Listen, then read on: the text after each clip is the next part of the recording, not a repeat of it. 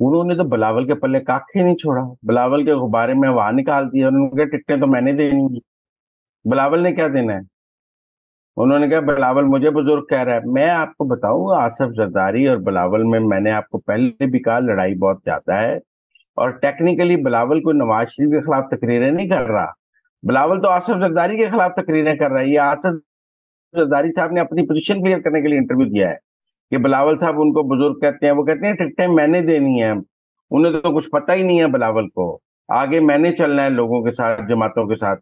تو اس لیے بلاول کے غبارے میں سے آج ہوا نکال دی ہے، اور انہوں نے کلیئر کر دیا کہ اگر آگے کبھی وزیر اعظم بننے کا چانس بنا بھی، بھئی جس بلاول کو وہ اممیچور کہہ رہے ہیں، جس بلاول کو وہ نا تجربہ کار کہہ رہے ہیں، جس بلاول کو وہ کہہ رہے ہیں کہ اس کو کچھ پتہ نہیں ہے، اس کو پاکستان کا وزیر اعظم بنا دیں گے۔ پھر اس کا مطلب وزیر اعظم تو تجربہ کار ہونا چاہیے، سمجھدار ہونا چاہیے، وہ تو آصف زرداری خود کینڈیڈیٹ ہے۔ آج کے انٹرویو سے مجھے یہ لگا کہ آصف زرداری وزارت عظمیٰ کے پیپلز پارٹی کے خود امیدوار ہیں، بلاول کوئی امیدوار نہیں ہے۔ بلاول شو پیس ہے، تقریریں کرتا ہے، ماحول بناتا ہے، لیکن بلاول کے پاس اس سے زیادہ کچھ نہیں ہے۔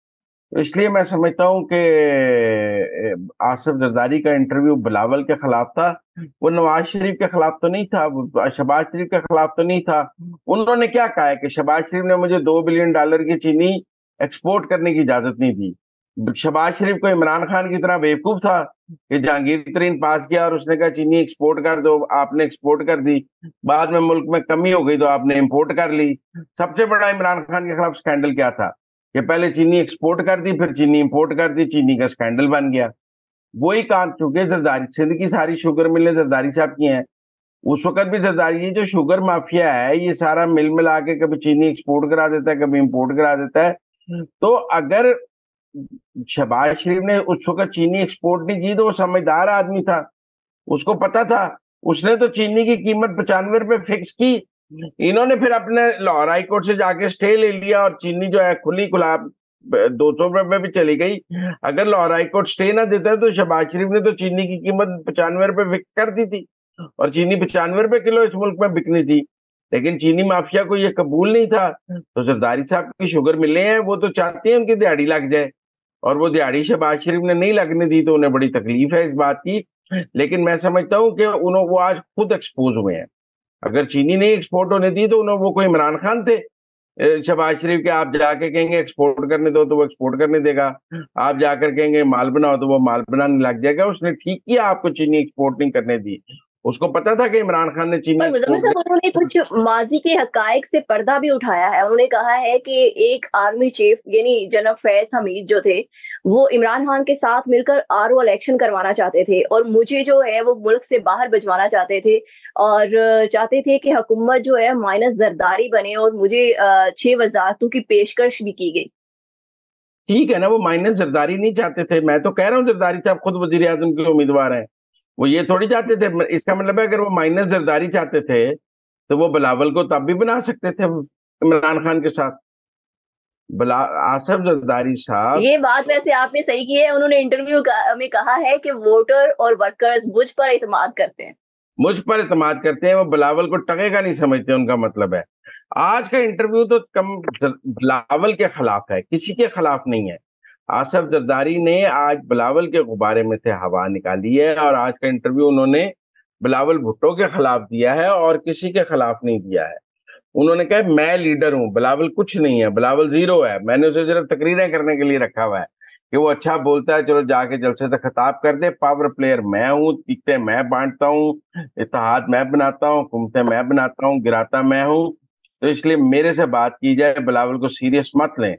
کون اس انٹرویو کے بعد بلاول کو اس ملک میں سیریس لے گا؟ چھٹی ہو گئی بلاول کی۔ ٹھیک ہو گیا۔ اچھا مزمل صاحب ایک اور اندر کی خبر، آج جو 82ویں کور کمانڈر کانفرنس ہوئی ہے آرمی چیف کی زیر صدارت، یہ کس کو پیغام دیا گیا ہے اس کور کمانڈر کانفرنس کے ذریعے؟ دیکھیں یہ کور کمانڈر کانفرنس بڑے اہم موقع پہ ہوئی۔ ایک تو اس کور کمانڈر کانفرنس سے آج کشمیر کے مسئلے کو دوبارہ اٹھایا گیا، آپ سمجھیں، اور کشمیریوں سے اظہار یکجہتی کیا گیا ہے۔ یہ فلسطین کے بعد سب کا خیر سب ایک رائے بن رہی تھی کہ جس طرح اسرائیل نے پیلسٹائن کو کر دیا ہے، ایسے انڈیا نے کشمیر کو کر لیا ہے، تو ایک تو فوج نے آج پیغام دیا ہے کہ میرا مطلب ہے کہ آپ انڈیا اسرائیل نہیں ہے اور ہم فلسطین نہیں ہیں، تو کشمیر کے مسئلے پہ کوئی فورگو نہیں کرنا چاہیے۔ اور دوسرا میں یہ کور کمانڈر کانفرنس جو ہے نا، یہ ملک کی سیاست کے لیے بھی بڑی اہم ہے، اس میں پاکستان کی سیاست پر بڑی تفصیلی بات ہوئی ہے، اور یہ 9 مئی کے مقدمات کے حوالے سے بھی غور ہوا ہے، اور 9 مئی کے کسی ملزم کو کوئی رعایت نہ دینے کا دوبارہ فیصلہ کیا گیا ہے، اور اس حوالے سے جو رکاوٹیں ہیں ان کو مزید دور کرنے کے لیے اس میں فیصلے ہوئے ہیں، اور یہ 9 مئی کے ملزمان کے لیے یہ جو واقعات کے میں تاخیر ہو رہی ہے ملزمان کی سزاؤں پر، اس کے اوپر بھی اس کور کمانڈر کانفرنس میں کافی تفصیل سے غور ہوا ہے اور اہم فیصلے کیے گئے۔ ٹھیک ہو آپ گیا۔ کو چند اچھا دنوں میں مزمل اس صاحب، حوالے سے ایک تیزی اور نظر اندر، آئے گی، آپ کو چند دنوں میں اس حوالے سے تیزی نظر آئے گی، اور عمران خان کو بھی 9 مئی میں کوئی معافی نہیں ملے گی۔ وہ گوجرانوالہ میں نامزد ہو چکے ہیں، پورے ملک میں 9 مئی میں ان کے حوالے سے ٹرائل ہو۔ تحریک انصاف کے لیے مزید مشکلات پیدا ہوں گی اس سے۔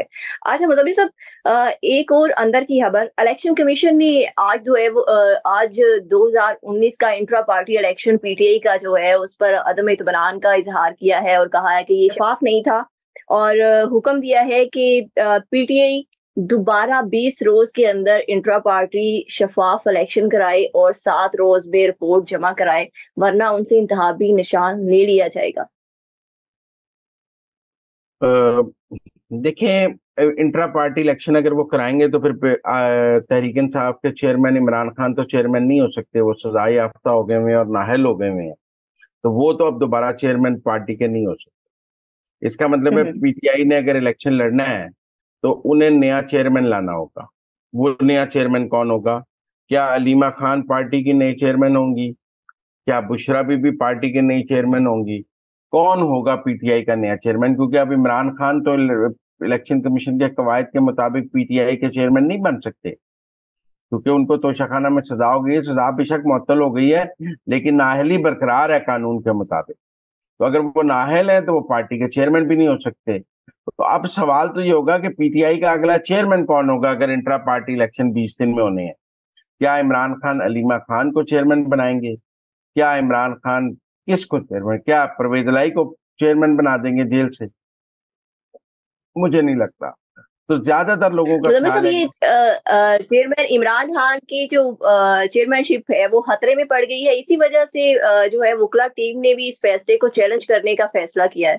جی عمران خان چیئرمین رہ ہی نہیں سکتے نا جی، عمران خان تو سزا یافتہ ہو چکے ہیں، توشہ خانہ میں سزا معطل ہوئی ہے، نااہلی تو برقرار رہتی ہے، تو اس لیے وہ نااہلی ختم کرنے کے لیے 5 سال کی نااہلی ہے، اس کے لیے تو اگر وہ پارٹی چیئرمین نیا لانا ہوگا، اور وہ پارٹی چیئرمین ٹکٹیں دے گا، وہ کون ہوگا؟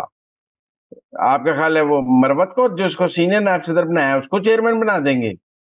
کون ہے باہر؟ کوئی ہے ہی نہیں جس کو چیئرمین بنائیں گے۔ عمر ایوب کو بنا دیں گے، تو ان کے پاس پارٹی میں بندہ کون ہے؟ مجھے لگتا ہے علیمہ خان کے علاوہ کوئی نہیں ہے جو چیئرمین ہو سکے، عمران خان کو علیمہ خان کو چیئرمین بنانا پڑے گا۔ تھینک یو سو مچ مزمل صاحب کہ آپ نے ہمیں اندر کی خبروں سے باخبر کیا۔ مزمل صاحب کے مطابق پی ٹی آئی کو دوبارہ انٹرا پارٹی الیکشن کے لیے نیا چیئرمین نامزد کرنا پڑے گا، اور عمران خان کی چیئرمین شپ ختم ہو جائے گی۔ اس کے ساتھ ہی مجھے اجازت دیں، اللہ حافظ۔